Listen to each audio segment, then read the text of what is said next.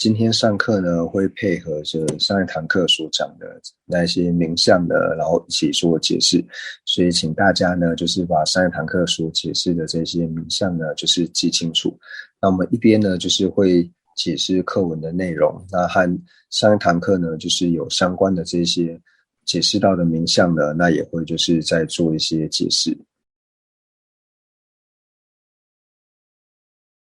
那我们之前呢是讲到第6页的最后面，那今天呢就从第7页的第一行呢开始做解释。那就讲到呢，他不承认呢圆满受用身。那这个他呢，就是指一切有部，一切有部呢，并不承许有圆满受用身。那我们前面也提到呢，就是圆满受用身呢，指的就是报身。那报身呢，就是具备五决定的这个佛的色身呢，把它称之为是报身。那这边呢，就讲到说，就是一切有部呢，它不承许有所谓的圆满受用身。那圆满受用身呢，就是我们在第一堂课就是在解释名相的时候呢，就有讲到说，所谓的报身还有圆满受用身呢，这两者呢是同义的。那也有讲到说，为什么呢不承许说一切有部为什么不承许说有报身呢？因为呢，如果承许报身的话呢，那就表示说他们要承许呢，佛陀在涅槃之后呢，那他还要能够继续的，就是他的新的续流呢，会继续的延续下去，那才有办法呢去承办报身的这些作用。但是呢，讲到说，因为他们承许说佛陀在涅槃的时候呢，他的心还有身的相续呢，全部都会断除，所以呢，由此他们不会承许有所谓的报身或者是圆满受用身。然后接下来呢，讲到说，并且主张呢，最胜应化身呢，在无余涅槃时，其明了的相续会断绝。那前面呢，在解释名相的时候呢，也讲到说，最胜应化身。那所谓的最胜应化身呢，就是能够示现12相成道的这个佛身呢，就是最胜应化身。那就讲到说，最胜应化身呢，在入无余涅槃的时候呢，其明了的相续会断绝。那我们在讲到说，什么叫做入无余涅槃呢？无余涅槃讲到的呢，就是当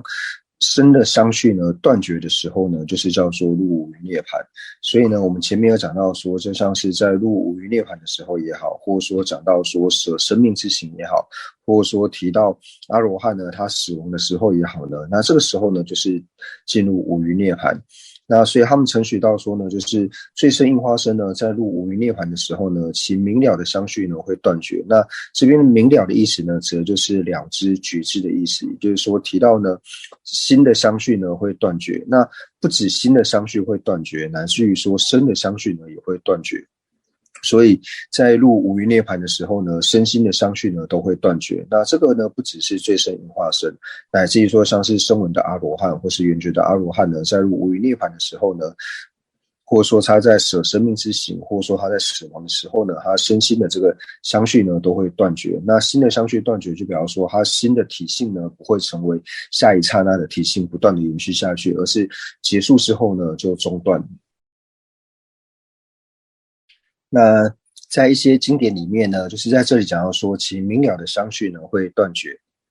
那在一些论点里面呢，他是提到说，其身心的相续呢会断绝，或者说其色心的相续呢会断绝。那色呢，指的就是色蕴，因为呢，他们是一切有部是承许到呢，在入无余涅槃的时候呢，他的色蕴呢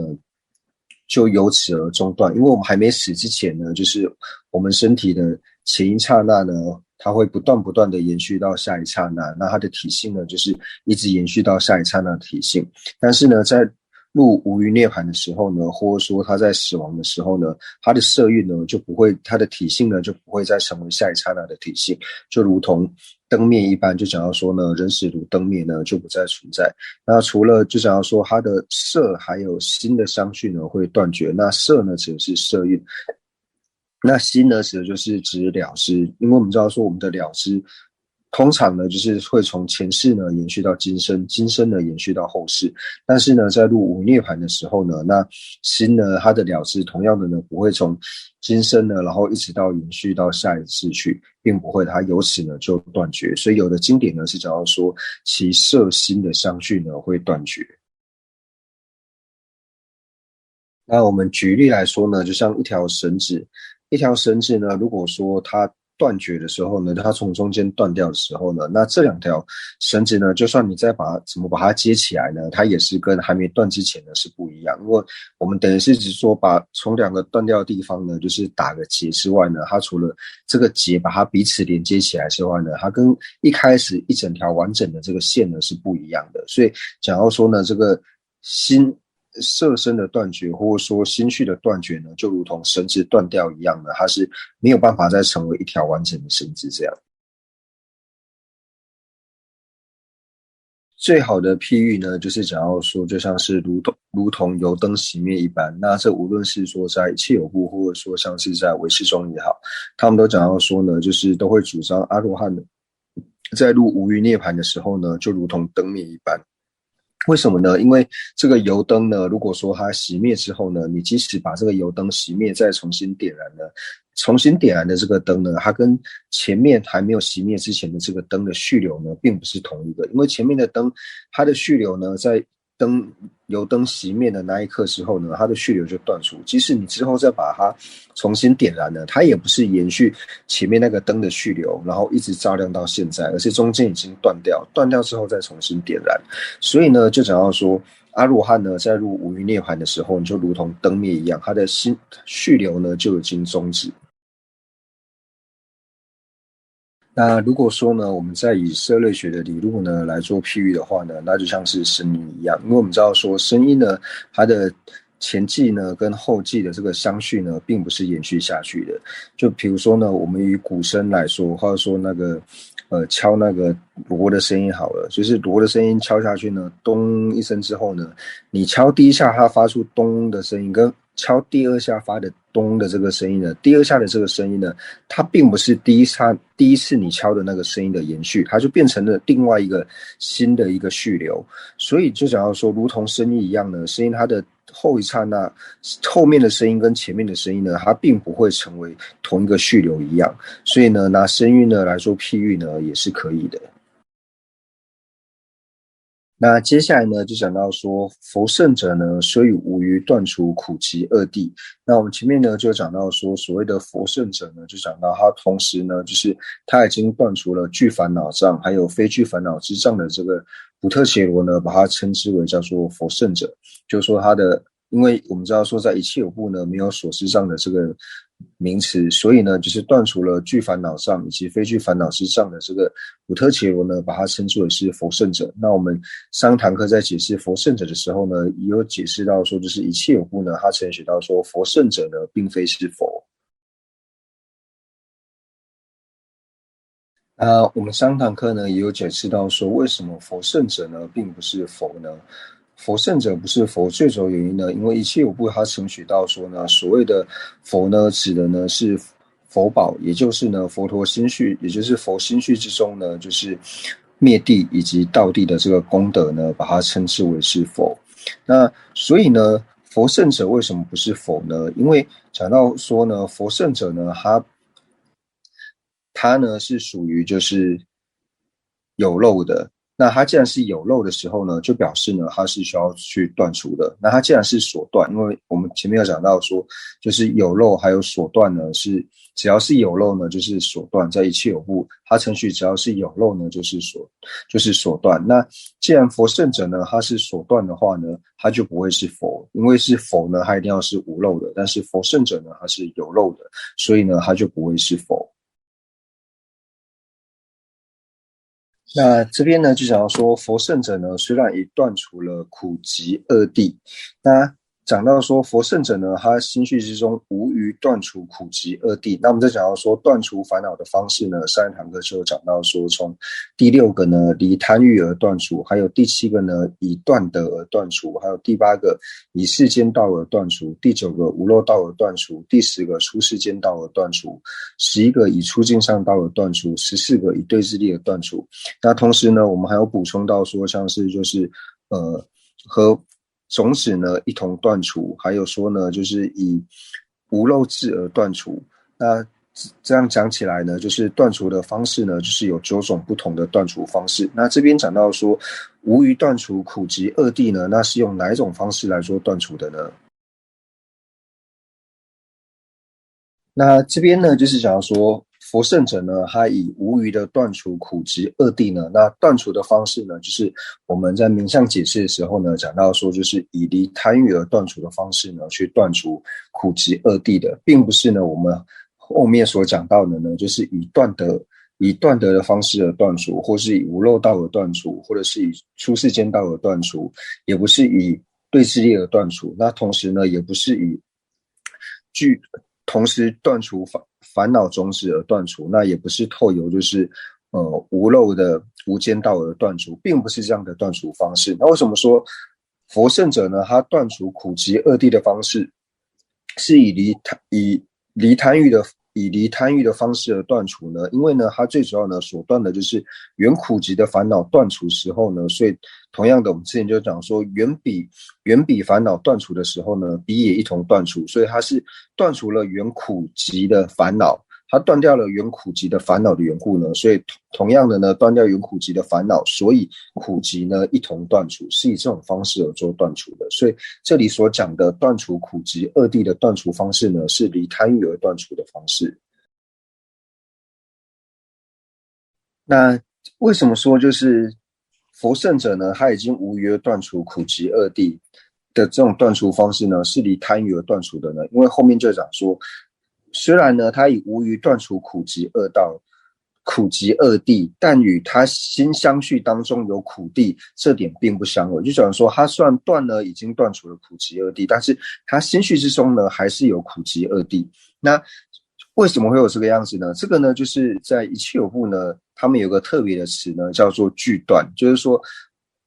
所要断的烦恼呢，说断呢是已经断了，但是心绪里面呢，同样还具备这个烦恼，所以这个叫做俱断，就是具备了所断。就你说它断呢，也断除了，因为它断除的方式呢，是以离贪欲的方式而断除。那离贪欲方式断除呢，就是远比烦恼断时呢，彼也一同断除。那这种俱断的方式呢，或者说这个名词呢，也是只有一切有部呢，它所不共承许的，因为上部中呢并不承许这种断除的方式，所以这一种呢就讲到说，他在断除苦集二谛的原因呢，就是因为他断除了原苦集二谛的烦恼，断除了原着苦和集的这个烦恼之后呢，那自然而然苦和集呢也一同断除，所以呢它是属于这种俱断。那就是上一堂课呢，在解释名相的时候呢，没有特别讲到这个俱断，也就是俱所断。那这个呢是一切有部不共的。那这个词在一切有部就是在辩论的时候呢，常常都会跑出来，所以这个词呢，就是大家可以加在上一堂课的这个名相解释里面呢，就是可以加一个就是俱断，也就是具备这个所断，就是它同时呢说断除了这个所断，但是心绪之中呢也具备了这个所断。所以呢，句段这个词呢，就是非常的重要，因为要了解句段这个词呢，我们才能够了解到说，这里所讲到的呢，就是佛圣者呢，就是我们讲到说前面讲的，他已经无余的断除苦集二谛，但是后面呢，又讲到说，他的心绪之中呢，是有苦谛的。那所以当我们了解了佛陀他能够断除苦集二谛的原因呢，是因为他的心绪里面呢，已经断除了沿着苦谛还有集谛的这个烦恼呢，已经断除的缘故，因为沿着苦谛和集谛的这个烦恼呢断除的缘故，所以呢苦谛和集谛呢已经断除。但是呢这一点呢和他心绪之中呢有苦谛呢并不相违。为什么讲说佛圣的心谛当中有苦谛呢？那就是如同上面所讲述到的，因为呢，他跟他前面就是还在菩萨位的时候呢，还是加行道的这个菩萨的这个身所依呢，是同一身的这个身所依。那这个加行道菩萨的这个色欲呢，是透由业和烦恼所生的缘故，所以呢，它是有漏的，它是苦谛的缘故。那因为他们是同一个身体。同一个色蕴，同一个身体的缘故呢，所以佛陀他的身体呢，自然而然呢也是苦谛所成。所以呢，虽然说讲述到说他已经断除了苦集二谛，但是呢，也承许呢他的心绪里面是具有苦谛还有集谛的，所以才讲到说俱断这个词。那我们在以更清楚的方式来做解释的话呢，那像是导师释迦世尊，以导师释迦世尊来说的话呢，他是佛圣者嘛。那导师释迦世尊呢，他断除就是苦地还有极地。那它断除苦地的方式是如何断除的呢？那我们上一堂课在解释名相的时候呢，就想要说，虽然说这分为就是这么多的这个名相，但是收摄的时候呢，可以收摄为3种。那第一种呢，就是离贪欲而断除；那第二种呢，就是以无漏道而断除；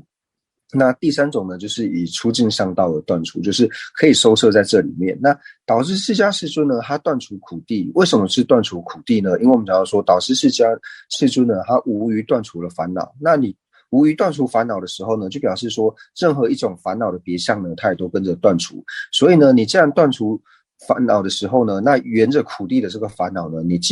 当然呢也会断除。那沿着苦地的烦恼断除的时候呢，苦地呢也随之断除。所以呢，导师释迦世尊呢，他断除苦地的方式呢，就是以离贪欲而断除的方式呢去做断除的。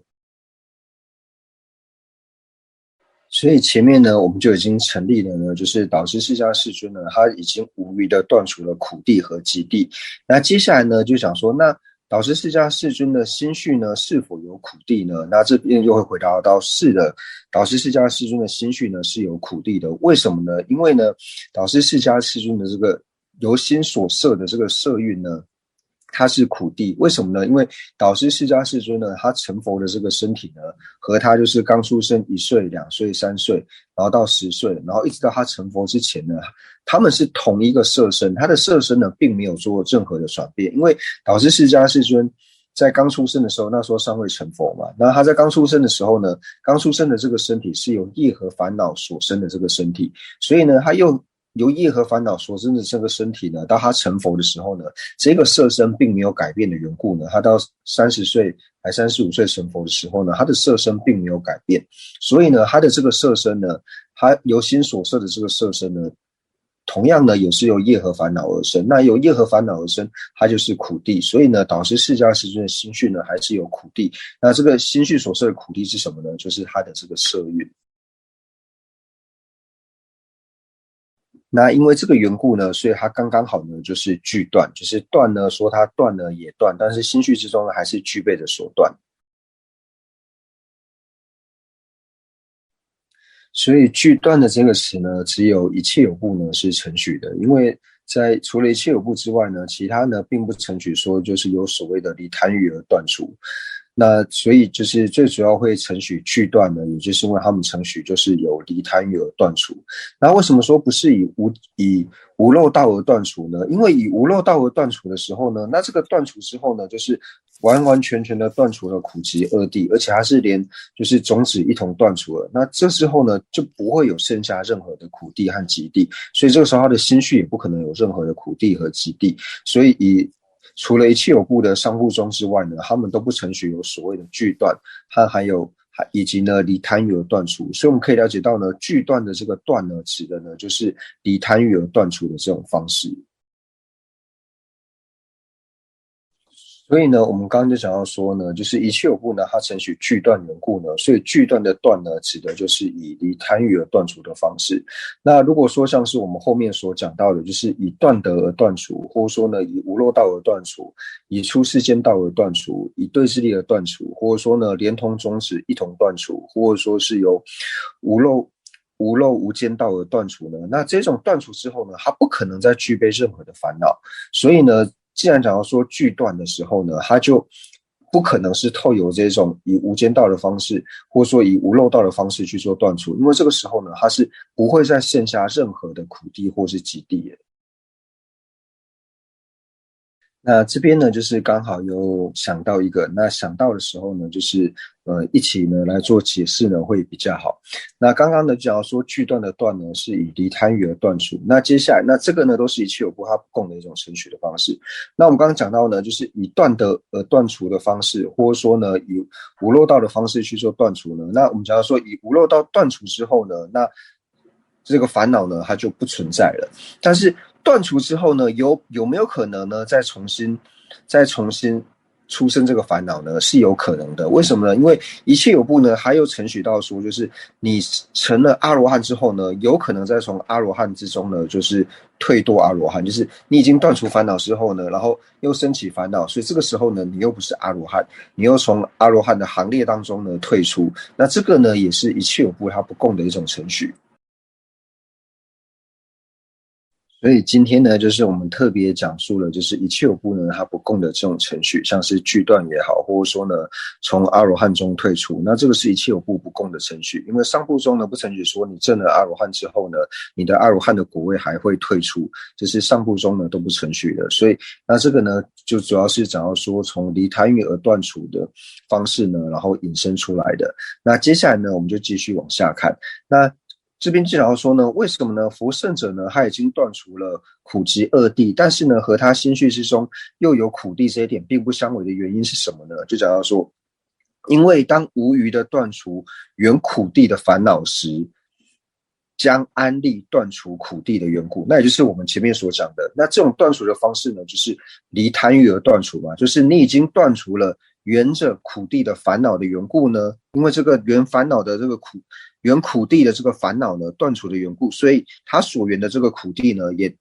一同呢断除。那这种的断除方式呢，就是以离贪欲而断除的方式。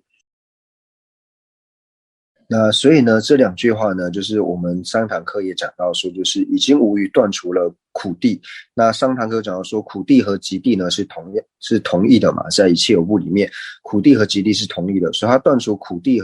的时候呢，自然而然呢也断除了集谛。那为什么他能够断除苦谛呢？那就讲到说呢，因为他无余的断除了原苦谛的烦恼。那这个原着苦谛的烦恼断除的时候呢，同样呢也要安立呢，就是断除了苦谛。那这边呢，虽然说他没有特别把就是这种断除的方式呢叫做离贪欲而断除，但是离贪欲而断除的这个内容呢，就已经在这一句话呢就已经完全的显示出来。那除此之外呢，就讲说，虽然说呢他已经无余的断除了苦集二谛，但是呢他心绪之中呢有苦谛呢，这一点并不相违，因为他心绪中呢有苦谛的这一点呢，就是比方说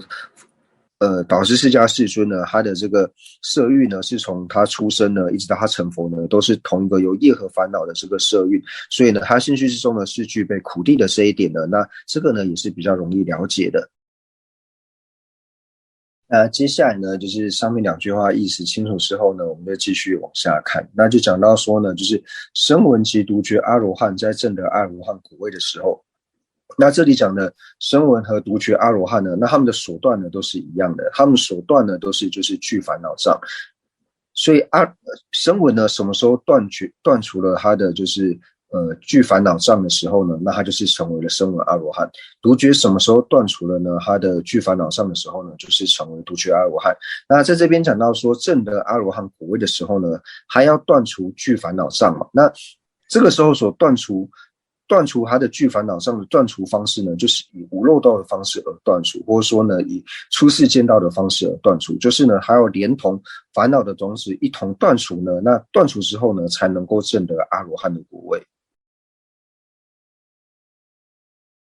那所以呢，这边就好像说呢，无论是声闻也好，或是缘觉也好呢，那他们的手段呢是没有任何差别的，都是具烦恼之障。那因为呢，最主要原因就是因为呢，无论一切有部呢，它不承许呢有所谓的就是法我执，它不承许有所谓的法我执，它不承许有法我执的时候呢，因为它不承许有法无我，自然而然它不会承许有法我执。那所以呢，它能够断除的呢，也就是只是福特伽罗的这个我执之外呢，没有更生气的这个烦恼的缘故，所以呢，他们两个的手段呢都是一样的。那至于说呢，就是以上部中来说的话呢，像是以秩序派来说，那秩序派呢，他会承许说声闻的手段、独觉的手段，还有大乘的手段呢，都是不同的。那当然也有一些祖师呢会认为说，就是在秩序派的时候呢，他也承许说缘觉还有声闻的手段呢是一样的。那不过呢，就是关于这方面的内容呢，我们今天就不多做解释，不然讲太多呢，可能大家又会搞混。所以这边就讲到呢，声闻还有圆觉阿罗汉呢，他在断除了所断之后呢，证得阿罗汉果位的时候，那他证得了阿罗汉果位，在未舍生命之行的这段期间，那我们上一堂课有讲到呢，就是舍生命之行呢，指的就是死亡嘛。那以佛法的名词来说，就是我们会用圆寂这个词，所以就是说，在尚未死之前，或者说在尚未圆寂之前的这个时间呢，安立为是有余涅槃。那不过呢，就是一切有部呢，它所安立的有余涅槃呢，跟上部中所安立的呢又不太一样。以藏文来说呢，他们在形容就是死亡这个字的时候呢，就是有很多种不同的这种讲法。那一个呢，就是讲到说我们这里所讲到的，就是舍生命之行。那有的呢，就是讲到说去入于极境。那有的用法呢，就是讲到说涅槃。那有的呢，就是他们的死，就是会用他们的敬语，就是死也有死的敬语。那总之呢，藏文光形容死这个字呢，就是跟死同义的这个字呢，大概就有5-6个词这样。那同样的呢，就是除了讲到说舍生命之行之外呢，还有说死亡。那同样呢，我们也常常会讲到涅槃的，就是讲到说佛陀在什么地方涅槃的时候。那讲到说佛陀涅槃，就讲说佛陀死亡的时候嘛，所以这些都是同一个词。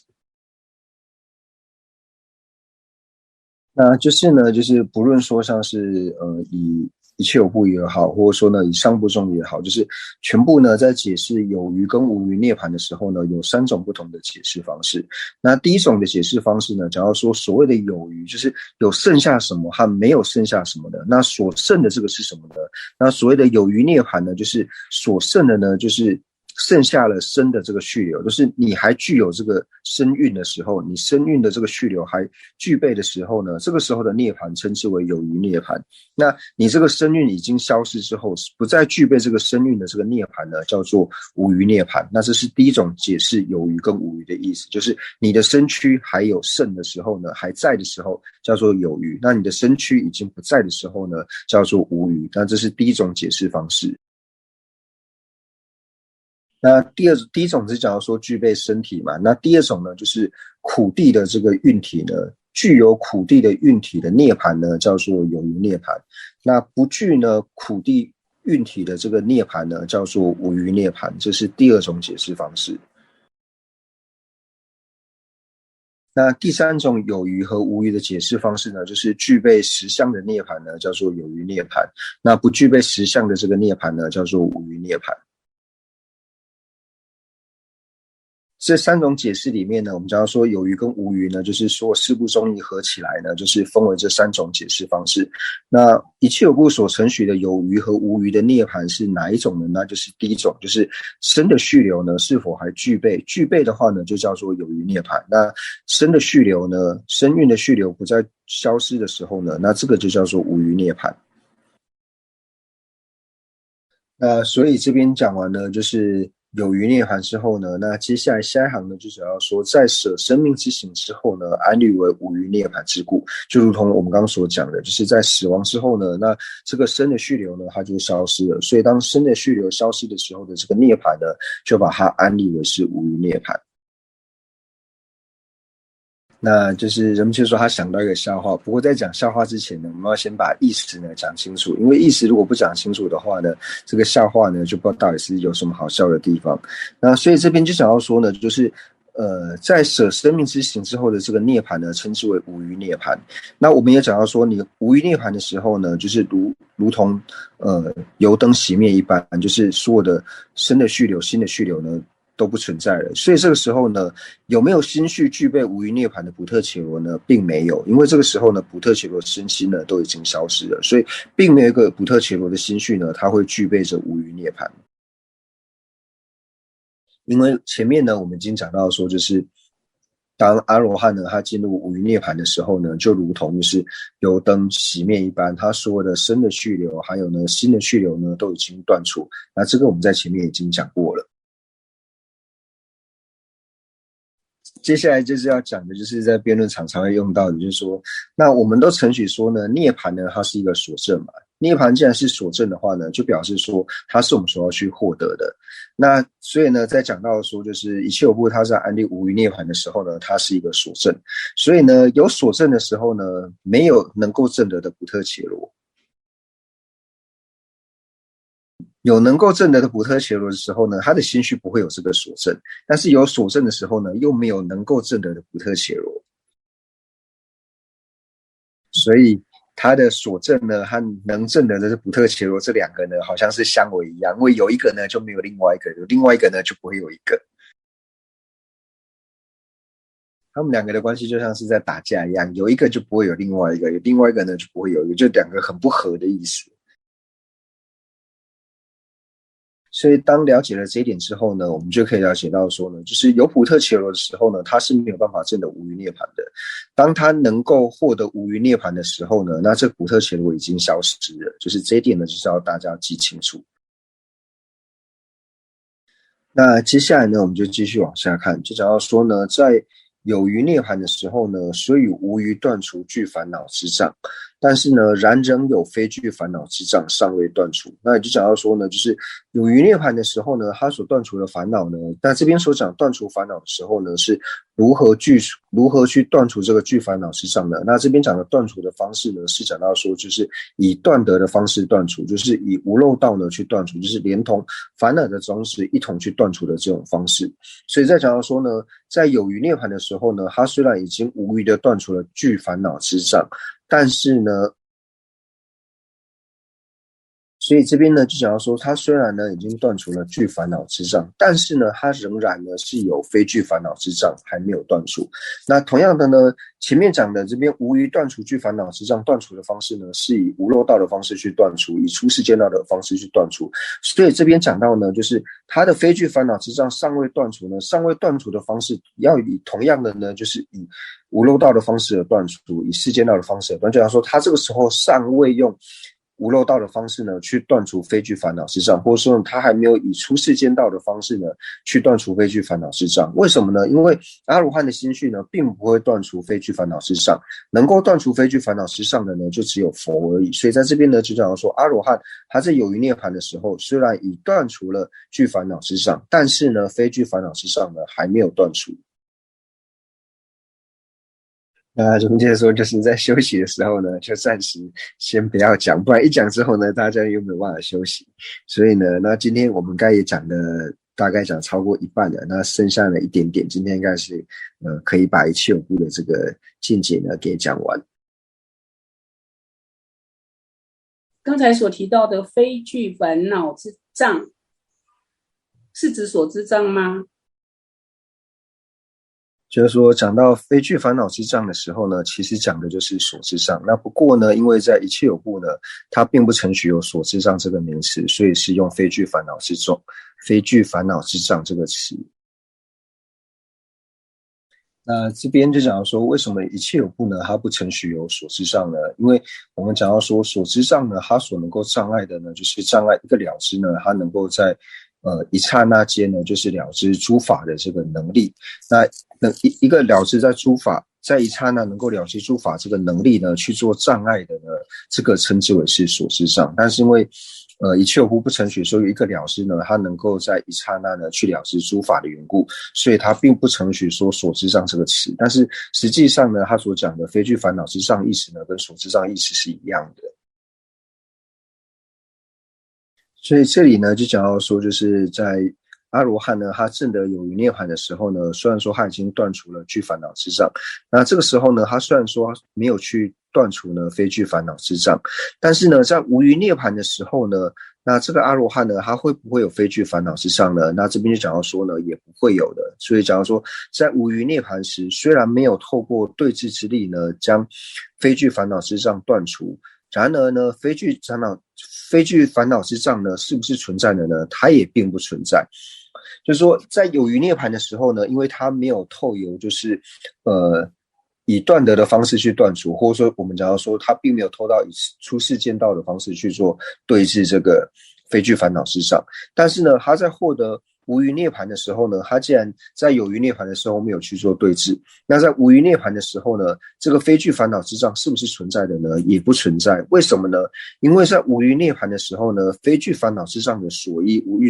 无论说呢，它所依的这个所依身这个身体呢是不存在的。同样呢，它所要依的这个了知呢，它有一个明了的这个相续，就是心的这个相续呢，也已经断除的缘故。所以虽然说它没有透由对治力呢去对治这个非具烦恼之障，但是阿罗汉在获得无余涅槃的时候呢，他的心绪会有非具烦恼之障呢，也不会有，因为呢，他一切的这个所依呢，都已经断除的缘故。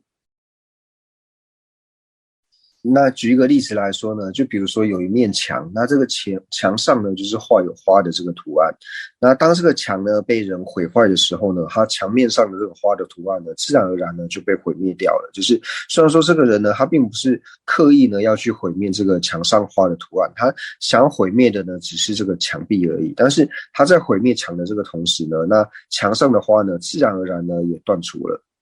这墙上的花自然而然的也就消失了。所以这边呢就讲到说，就是虽然呢阿罗汉呢他并没有刻意呢去对治这个透由对治力呢去对治这个非具烦恼之障，没有特别透过对治力呢去将非具烦恼之障给断除，但是呢在获得无余涅槃的时候呢，因为呢他的这个所依就如同呢这个墙呢是这个墙上花的这个所依，那所依墙消失的时候呢，墙上花自然而然就跟着消失。所以他虽然没有刻意呢去对治这个非具烦恼之障，但是呢因为在进入无余涅槃的时候呢，非具烦恼之障的这个所依呢，这个新的相续呢已经断除的缘故，已经断绝的缘故呢，所以呢非具烦恼之障它同样呢也就消失。所以就想说他心绪里面阿罗汉呢他不具烦恼之障和不具有非具烦恼之障的方式呢是不一样的。那接下来呢，我们就看到下面呢，讲到说呢，诸说十事师在分辨经典的了义及不了义时呢，那这边讲到说十事师，那说十事师呢，指的呢就是指说一切有部呢，还有经部中，那把他们称为说十事的缘故呢，就是因为他们程序呢，就是第十是成立的呢，所以讲到说是说十事师。那讲到说呢，说十事呢。说十事师呢，在分辨经典的了义还有不了义的时候呢，是由词语能否如实被接受的观点呢来做区分的。那这个呢，就是我们上一堂在解释名相的时候呢，就讲到说他们了不了义呢是如何来区分的呢？那就是能够如言而取义的这个呢，称之为叫做了义经；那不能够如言取义的呢，叫做不了义经。所以讲到说呢，言辞是否能够如实被接受的观点来做区分的。那在这里呢，就想要说，就是藏文里面呢，在讲到说不了义的时候呢，它叫做掌敦。那掌的意思呢，就是有一个引申的意思。那什么叫做引申呢？就是我们在讲到说不了义的时候，它就是不能够如言取义。不能够如言取义，就是说呢，这个字的意思呢，并不是著作者他本身的意思，并不是他的密意，而是要透由其他的经典。引申其他的这些意思呢来做理解的，所以呢，它这不了义的藏文的这个不了义的这个字呢，本身就有一个引申义的意思，就是还要透由其他的经典呢来引申，并不是作者他本身的这个密意，他本身的意思呢，并不是这个意思，还要透由引其他的论著呢来成立，或是其他的解释呢来成立，才能够了解的呢，所以称之为叫做不了义。而且呢，就是说十事二中呢，就是说十事二中呢，那这边讲的他所说的这个事呢，指的就是指说他讲述就是他程序就是外境成立，所以说十事二中呢，也是讲一切有部呢，还有经部中，所以说十事二中呢，他不承许大乘的经上呢为佛语。那这个我们上一堂课也有讲到，就是他们不承许呢大乘的经上为佛语。为什么不承许大乘的经上为佛语呢？因为大多数的毗婆沙宗呢，他们认为只要是经典呢，就一定是了义的经典。那既然是经典，一定是了义的经典呢，那像是在二转法轮的时候呢，那佛就宣说呢，诸法呢都是无自性的。那对于他们来说，这个是没有办法如言取义的这种经典，所以他们才会说呢，大乘的经上呢，并非是佛语。所以才讲说，最主要原因就是因为大多数毗婆沙宗呢，他认为只要是经典的话呢，就必然是了义经。那也因为呢，就是说14中呢不承许大乘的经藏呢为佛语的缘故，所以龙树菩萨呢在他的宝鬘论里面呢，里面会有一个主要的重点呢，就是在成立呢，就是大乘的经藏呢是佛所说的。那他写这个论点最主要的对象呢，就是对于就是一切有部以及经部中的有情呢所讲述的。我们光讲述就是一切有部呢，就花了蛮长的时间，所以要讲到就是中观派呢，可能大概真的要花1年的时间才讲得完。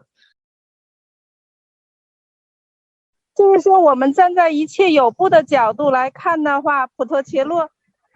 是世俗谛，普特伽罗无我是圣义谛，这么样说对吗？那就是说呢，这种承许的方式呢，并不是一切有部的承许方式，因为前面呢，我们有讲到说，就是在第2页这个地方呢，有讲到就是一切有部呢，它是如何安立世俗谛以及圣义谛的呢？那在安立世俗谛的时候呢，就讲到说，它当破坏呢，或是以心将某个部分去除的时候呢，那支持这个自身的这个心呢，它所舍弃而圆得的这个法呢，就是世俗谛，像一般讲的瓶子或者是毯子。那当破坏的心呢，或者说将部分个别去除的时候呢，并不会被这个所缘的这个心呢所舍弃的这个法呢是圣义谛的这个意思，所以这个才是一切有部他在解释世俗谛以及圣义谛的意思。那你所讲的这个就是世俗谛还有圣义谛这种安立的方式呢，是属于大乘的宗义师呢所安立的方式。所以您所讲述的这个方式呢，就是以唯识宗或者说中观宗来说的话呢，就是能修的这个补特伽罗呢，它本身呢是属于就是世俗谛，那他所修的这个法呢，无论说他所修的是容无我或者是法无我呢，是属于圣义谛。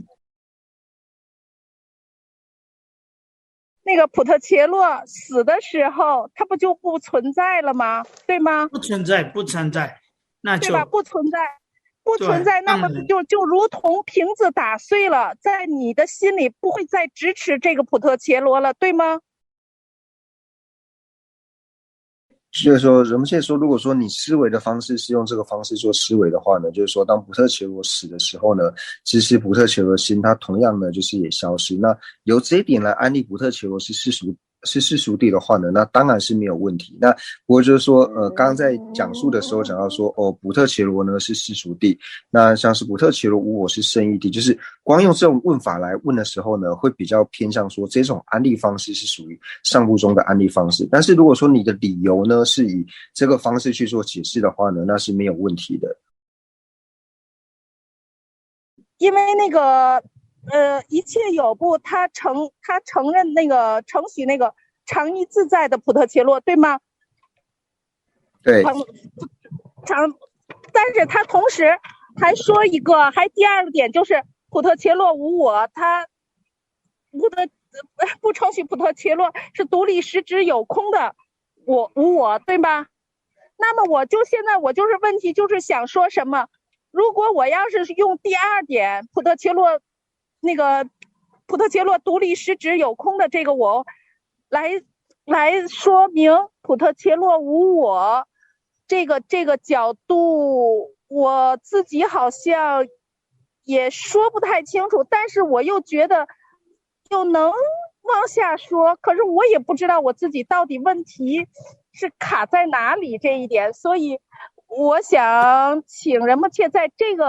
从这个角度来说，能不能再讲一讲啊？仁波切就说呢，就是你可能搞错的地方，就是我们讲到说，就是常一自主的普特伽罗呢，就是凡是佛教的宗义师呢都不承许呢，就是有常一自主的普特伽罗，但是呢，就是一切有部它有的呢是承许就是真实独立实体的普特伽罗，但是只要是佛教的宗义师呢都不会承许常一自主的普特伽罗，但是呢有承许就是普特伽罗真实独立实体有的这个一切有部。那这边呢，就是想请问仁波切呢，就是一切有部的阿罗汉呢，就是他的正量呢会退失。那上部中的阿罗汉呢，不承许说阿罗汉他的正量呢会退失。那原因呢，最主要是什么呢？那我们现在就回答到说呢，就是以一切有部来说呢话呢，就比如说以阿罗汉，那阿罗汉心绪里面呢，就是我们讲说初禅的这个境律好了。那他安住在这个初禅的境律里面的时候呢，因为初禅的境律的这个乐呢，就是非常安乐的缘故。那他处在这种极为安乐的这个禅定当中的时候呢，他的心绪里面可能会对这个禅定呢，就是对于初禅的境律呢而升起贪。所以这个时候呢，他的心呢又为贪所摄。因为你升起贪的时候呢，那这个时候烦恼就会升起。就因为说你对于初禅境律的这个境律呢，对于初禅境律呢，你产生贪着的缘故，一升起贪着呢，它就和贪相应，和贪相应的时候呢，烦恼就产生。所以烦恼一产生之后呢，他的阿罗汉的这个正德呢，自然而然就退失。但是以上部中来说的话呢，上部中他并不承许说就是阿罗汉呢，他在入初禅的时候呢，他在入初禅定的时候呢，他会对初禅的境律呢产生贪着。这一点呢是大乘的中义师呢所不承许的。那除了就是一切有部呢，他承许到说就是阿罗汉的果位会退失之外呢，那他还有一个很不共的承许，他承许说阿罗汉的果位呢会退失3次，但是呢，他还承许说他退失之后呢，他还是会重新的，就是再又变回阿罗汉果，还会再透由修力呢，再成为阿罗汉果。因为他不可能，他们承许说，虽然说阿罗汉他的果位会退失，但是不会因为退失之后呢，他就因此而就是入涅槃，就是他不会。一退失呢，他就死掉，他一定会退失之后呢，然后又再重新证得阿罗汉的果位。那最多呢就是退失3次，那3次他怎么样退失呢？他都会重新证得阿罗汉的果位，并不会退失之后呢，然后他就因此而死去，并不会这样。这个也是一切有部呢不共的一个程序。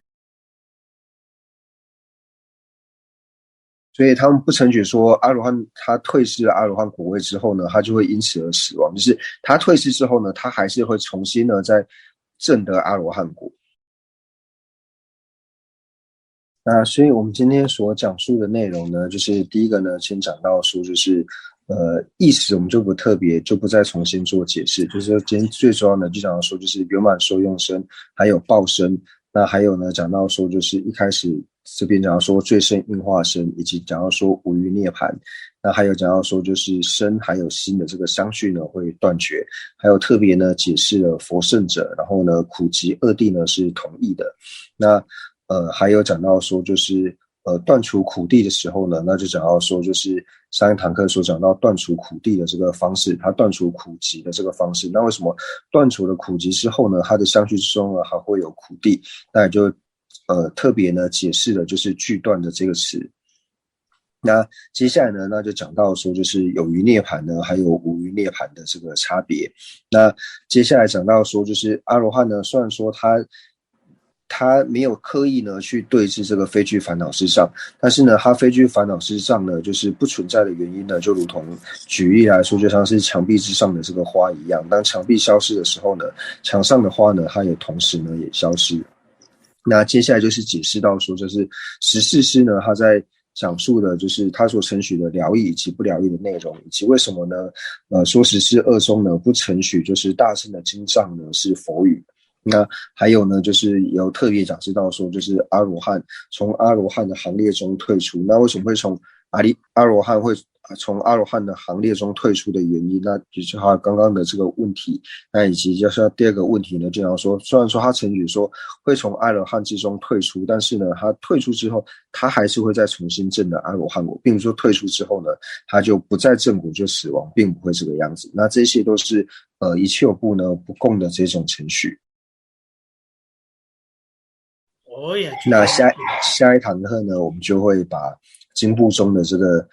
名相呢，然后做一个解释，就是以前没有看过的这个名相呢，做一个解释。